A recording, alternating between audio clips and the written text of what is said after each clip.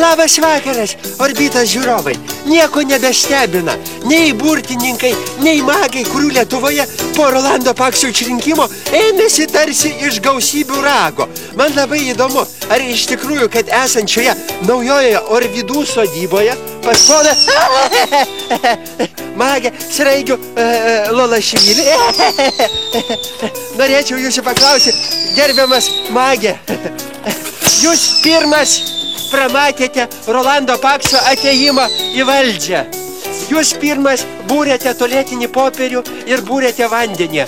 Aš noriu paklausti jūsų, nuo ko viskas prasidėjo?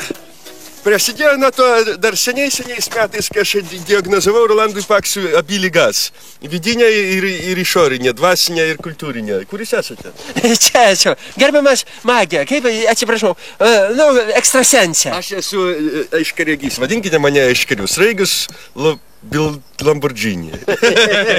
Leidžia savo pajuokauti. Gražu čia pas jūs šitoj Orvidų sodyboje žmonės atvažiuoja pasisemti. Čia yra ne akmenai, o suakmenėję senovės žmonių šūdai. O, iš kur jūs čia pats viską suvežėt? Aš pats iššikau vaikystę ir išauginau kaip grybas, kur virtuvėje žmonės sloinikę laiko augina grybą. Aš norėjau ir paklausti, jūs esate ne baltosios, ne juodosios magijos atstovas. O rudosios magijos. Aš esu rudosios magijos atstovas. Ir man tai, pavyzdžiui, labai juokas jama, kai Lena Lorbingašvili apsuka Paksą tualetiniu popierium, katras yra švarus. Nu tai čia anei balta magija, anei juoda magija. Čia kažkokia Vilniava, sakyčiau. Aš tai apsuku žmonės su tualetiniu popieriu, katrą yra panaudojęs esu. Šūdina apsuku žmogui, šūdais ištepu žmogui ir žmogus pasveiksta, nes rudoji magija yra jo jėga. Iš tikrųjų, jūs ir man netgi... Jūs kiek jūs, pavyzdžiui, iššikat šūdų per dieną? Nu, 2 gabaliukus. Neblogai. Aš tai iššikau, žinokit, labai daug gabaliukų per dieną, nes tokia profesija. Štai jūs čia, pasistatė vandenį. Kaip jūs jį įkraunat gerybinę energiją? Na, Lena Švili, tai jį prabraukė su delnu. Paima, mačiau per televizorių alaus bankalą, pas Paksą namie atsuka vandengio ir pa vandengis pribėga į bakalgą ir užsuka vandengį ir prabraukė kaip švelniai mergaitė vaikinui per pimpelą. Ir užbuja, aš atsiprašau, čia neburtai. Aš darau paprastai, aš paimu vandenio statinaitę ir prišiku į vidų. Prišika. Ir jis pakeičia savo cheminę formulą tada. Gal galim pasižiūrėti? Nu, galim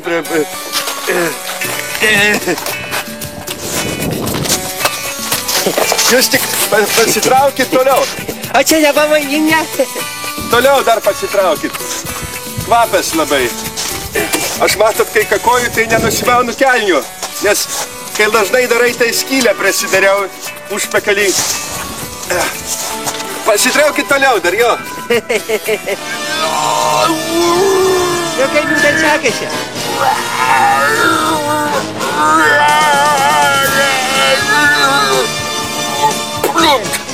Ar pavyko?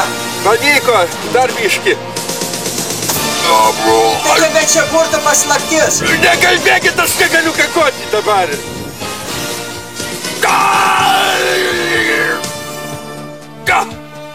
Nu gerai, dabar atsargiai, žiūrėkit, gali įvykti sprogimas. Tai pasitraukit biškį tą tokio, biškį nuveinam.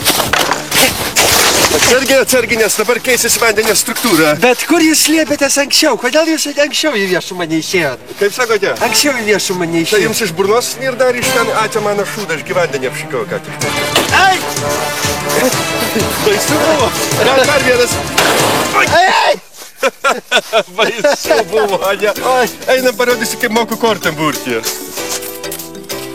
Tai štai, taip įdomiai pakrypo mūsų pokalbis su rudosios magijos žinovu, ekstrasensu, burtininku Sraigiumi. Na, ne tik vanduo paklūsta jo rankoms. Saugumą pristigęs žmogus gali paprašyti ir kortų pagalbos. Kortos, juk ta priemonė, su kuria mes galime praskleisti ateities duris. Parapsichologijos mokslininkas mums paaiškino ir apie juodosios magijos pagrindinį kodavimo būdą ir priemonę. Druska, kokie be atrodytų jį paprasta, juodojo mago rankose ji tampa labai sunkiu psichotroniniu ginklu. Gerbiamas magija, norėjau paklausyti, nu tai kaip tada atburti mūsų lietuvėlę nuo tos juodosios magijos kerų? Mes, rudosios magijos atstovai, mokame kovoti tiek su juoda, tiek su balta magija. Reikia nusipirkti druskos, o geriausia, jeigu ta druska yra, kur Paksas iš manų sparnė numetė. Nu ir tą druską mes barstam, visur barstam. O po to dar žinote, ką reikia padaryti? Na, aš suvalgau tokį pakelį visos druskos ir iškakoju tokį didžiulį rudą kristalą. Ir tą kristalą aš susmulkysiu gabalėliais ir nunešiu naktį pas Paksą namo ir išpakavosiu tą rudo kristalo gabalėlius pasipalovą, paklazėto visur, kur vaikšto Paksas ir jis atsiburs. Štai taip apkvailinta Lietuva, prisivalgiusi magiškosios malūnsparnių druskos. Parapsichologas mums paaiškino dar daug nešvarių technologijų ir kas už jų slypi. Gerbiamas magija, jūs sakėte, kad parodysite mums, kas valdo Lietuvą. Parodyt, kas valdo Lietuvą? Taip. Prašau, labai paprasta, kas valdo Lietuvą. Žiūrim į ekraną.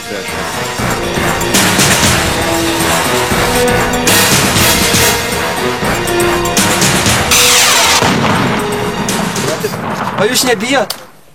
Turim reikalą su nešvariom dvasiom? Mes turim reikalą su šūdais ir šūdinom dvasiom. Na, o dabar paranormalus desertas. Na štai, magas dabar atliks juodosios magijos panaikinimo ritualinę apeigą. Jūs pasižiūrėkit, operatorius, parodykit, kaip aš...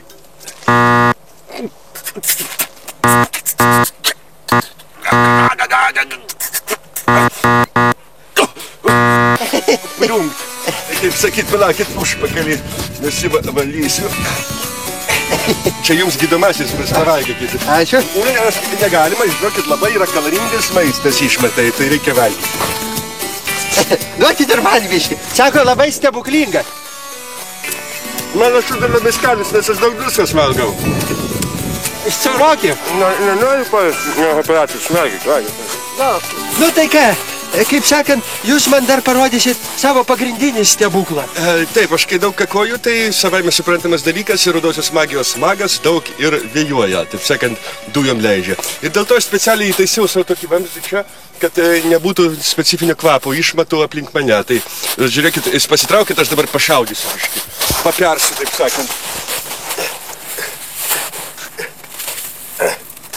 Pasitraukit, žurnalistas, nes čia nėra juokas. O! Kaip dėjo. Bezdu kaip senas bezdalius. Rudoji magija, kaip sakyt, žurnalistas. Na, jūs važiuokit savo, aš einu dar labai šik noriu. Lietuva gali miegoti ramiai.